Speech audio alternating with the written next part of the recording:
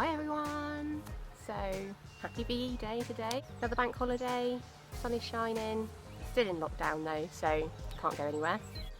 I thought I'd take this opportunity to talk to you a little bit about fly spray. Over 16 years of having horses, I've used a lot of different fly sprays, and some are good, some don't seem to do anything. Annoyingly, when you find a good one, generally they either change the recipe or they stop making it and you can't get it anymore. Last year I found one online and it was a natural fly spray, which really appealed to me because I wanted to be a bit more natural with the things that I was giving the horses. And it was a company called Goodbye Flies. Now I bought a bottle of it from the local tack shop and it was brilliant, really good. It smells amazing. The ponies didn't care. Well, 3 of mine are happy to be sprayed, the other one not so happy, but yeah, the ponies seemed happy with it. It kept the flies away. I was really pleased with it. It's also like a show shine and coat conditioner. It's like a 6-in-1 product, so it was brilliant. It meant I didn't have to have lots of separate bottles. I could just use this one bottle. Anyway, the bottle, I think I bought it towards the end of the summer, and so it lasted me for that fly season, and I finished it off a couple of weeks ago just as the flies were starting to come out again, and I thought I really want to replace this, but we're in lockdown, you know, stock's not so good in tack shops at the moment, and I couldn't find it in the local shop that I'd bought it from originally. So I thought, no, I really want Goodbye Flies again. It was really good stuff. So I went online and I bought direct from them a big bottle, because I've got 4 horses, I'm going to get through it. It's not like I'm not going to use it, and I know it's a good product, so I was quite happy to spend more to get the bigger bottle. And a little dabber, which is basically like a bingo dabber, but for putting on fly spray, which is just the best idea ever. When my box came, it had so many other things in it. I was absolutely just blown away. It was brilliant. I got another bottle, another spray bottle. So I saved my other bottle and I thought I'd just refill that, but they sent another bottle, which is fabulous. So now I've got 2. So I can keep one at the field, one in the car or trailer. I'll always have it with me, which is brilliant. It's a great bottle as well, you know, the spray's really good. You can do spray or stream. And the dabber, which honestly, who thought of this? It's brilliant. Like, Juliet hates sprays. I've tried for ages to get her used to sprays, and it's just not going to happen. And I don't want to keep traumatising with her chasing her with a spray. So we find other ways to deal with things. The dabber is going to be perfect. So you fill it up like normal, and then it's just got this little dabby thing, exactly like a bingo dabber. So you can put it on around their faces, under their bellies. Definitely getting another one of these when I do another order, so I can keep one for faces, one for bellies. For Juliet, that's going to be ideal. And I thought for her, I could use that for her whole body. It might take some time, but I can use it for her whole body. But no, it didn't stop there. They also sent me this cloth. I'd seen that they'd had these before, but I couldn't find anywhere on the website where I could actually buy one. It's brilliant. This is going to be perfect for Juliet because I can just spray it on and then use it on her body. It also came with a little funnel, so you can funnel the big bottle into the 2 little ones, because I'm so cat-handed that would just be a nightmare, and I was wondering how I was going to do it. I had all sorts of things planned in my head with using jugs and things. Didn't need to worry about that. Got a little funnel and also a leaflet that just tells you loads of information about how to treat things like sweet itch, mud fever, mites, all that sort of stuff, rain scald, using their product, which is just brilliant because I wasn't aware that you could do that with this. I just thought it was a fly spray, but it really does seem like quite a multifunctional product. I don't think I said that right. But yeah, anyway, I mean, I've got 1 sweet itch pony, I think 3, possibly 4, all 4 of them maybe this winter had mud fever as well, just a tiny little bit, but it just started towards the end of the winter. So I'll definitely be trying that next winter if it's as wet as it was before. Seren a couple of years ago had a weird skin condition which was similar to rain scald. Goodbye Fly stuff would have been perfect for her at that time because I was so careful about what I was putting on her coat, because obviously she was very sensitive to things on her skin at that time. So yeah, it's peace of mind really, knowing that if anything like that flares up again, I've got something I can use on her.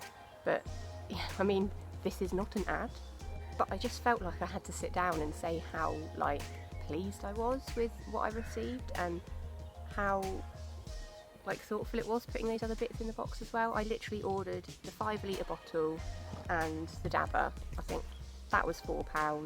I can't remember how much the bottle was, but it worked out about £13 a litre I think for the fly spray, which people that know horses, fly spray is quite expensive, and that is quite a good price, and it came to my door.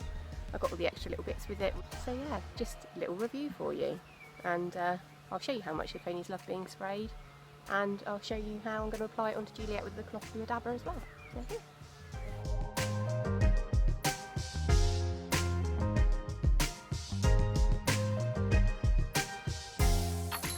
she's in a particularly naughty mood today. We've already broken our string and gone for a little run round the pen, so this could be interesting, but we'll see how we get on with the cloth and the dabber. See, suspicious face has started, so come over here with the cloth so I can just spray.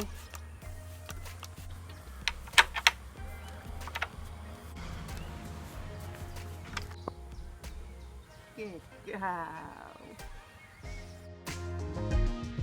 Apparently even a cloth is terrifying today. Much more successful than trying to spray her.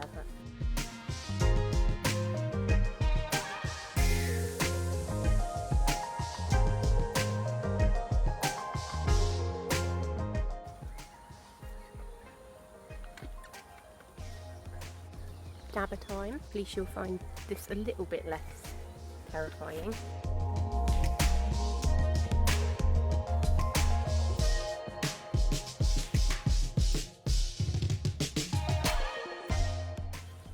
That is really easy, like she really doesn't care about that.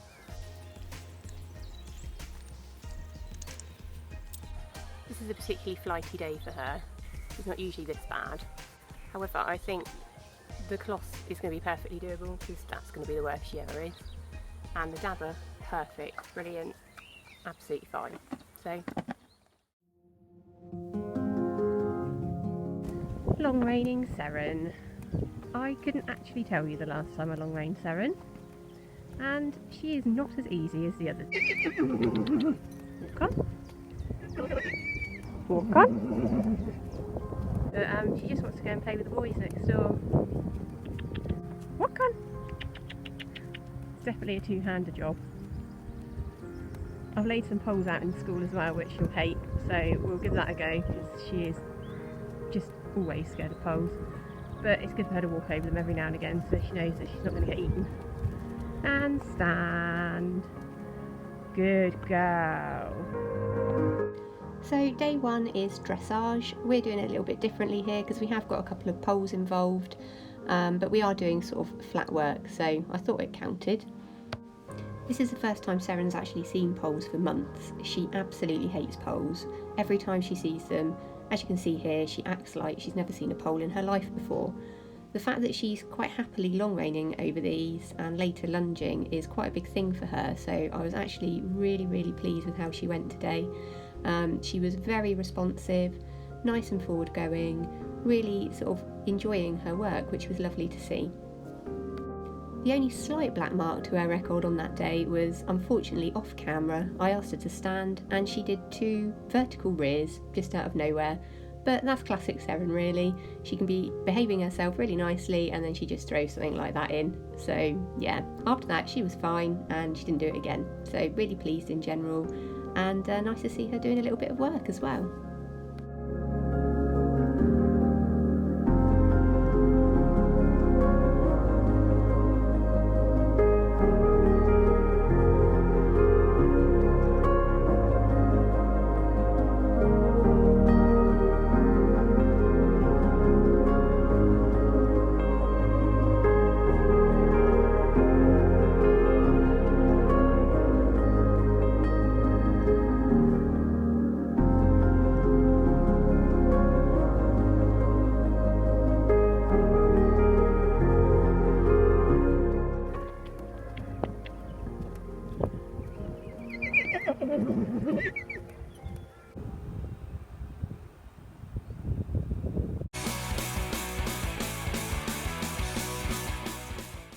So day 2 is usually cross country over jumps and galloping around the countryside.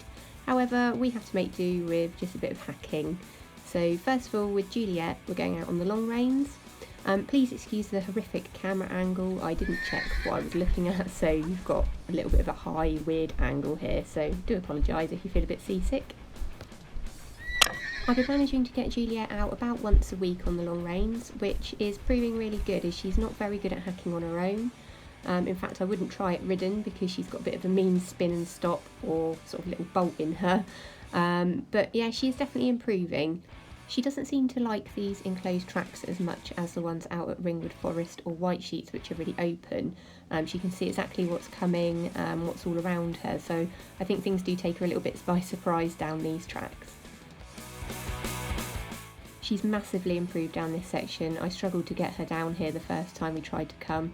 She's definitely improving. As you'll see as we go up this area, she does get a bit more wibbly wobbly. Going from side to side is her way of trying to say, no, I want to go back to the field, as she's doing here. We're still working on this, it's getting much better, and she does seem to be enjoying it more.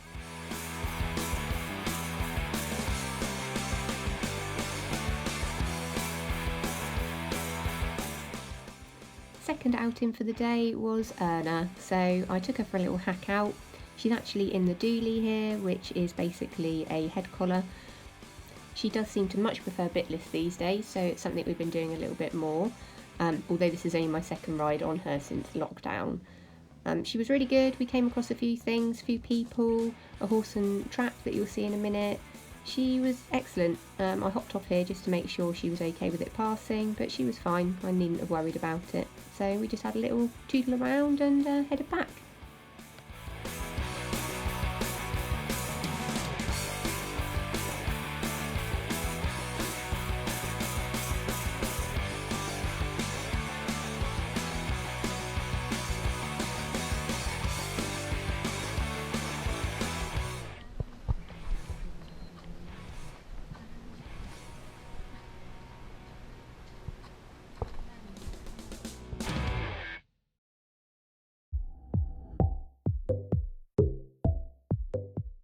So the third and final day is the show jumping phase. Usually it's a course of show jumps, but we haven't actually jumped since before the lockdown, so here we're doing like a funnel of poles which will turn into a grid, just so Juliet can do some jumps on her own. So it's safe for me because I'm not riding her, and it also means that she gets to enjoy herself a little bit. So here I'm just raising the poles up from poles on the ground to raised trotting poles. It's really good to be able to do all these exercises because Juliet does rush fences, and having all these poles on the ground really makes her think about where she's putting her feet and the space in between the jumps. And as it goes up to one jump and then two jumps and then three jumps, you can really see that she's thinking about what she's having to do and where she's putting her feet.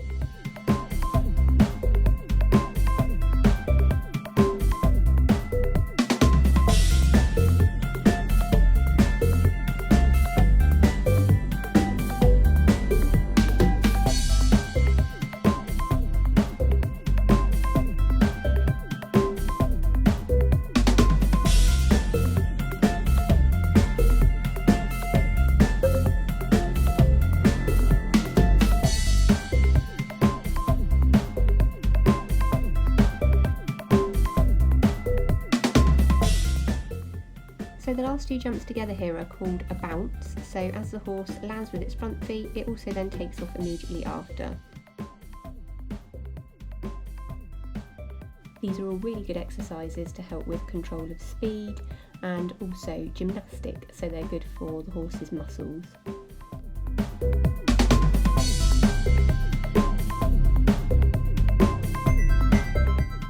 I think this actually took me longer to set up and then put away than we actually spent using it, but it was such a fun exercise for Juliet and for me, and something we'll definitely do again.